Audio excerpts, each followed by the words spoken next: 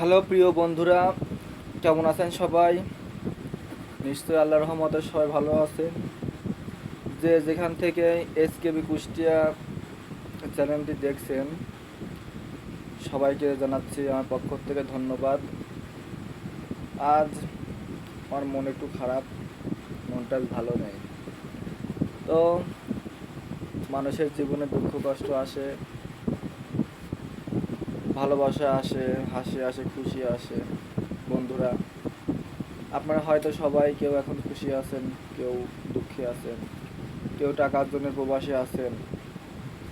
তো যে যেখান থেকে আমার ভিডিওটা দেখছেন, তো আমি আজ একটু ইমোশনাল। সবাই মনটা খারাপ।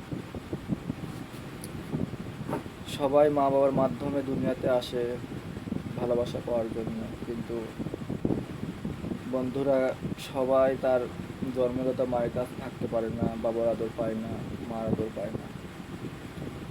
অনেকেই আছে এমন, শিশুকাল থেকেই তার মা তার সন্তানকে দূরে দূরে রাখে, অনেকে নিয়ে যায়। তো পরে যদি কেউ জানতে পারে যে না, আমার সেই জন্মদাতা মা বেঁচে আছে, তখন তার মনের মধ্যে কেমন একটা কষ্ট বোধ হয়।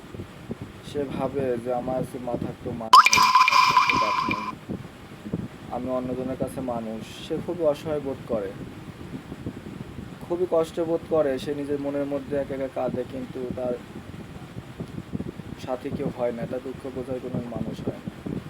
হয়তো বা তার মনের কথাগুলো আল্লাহ তাআলা ভালো বোঝেন।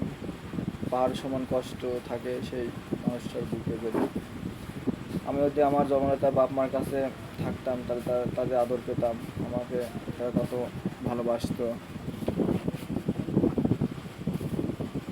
এই আর কি, এই একটা বিষয় নিয়ে আজ বলছি যে মা বাবা মানুষের জীবনে বড় একটা নিয়ামত।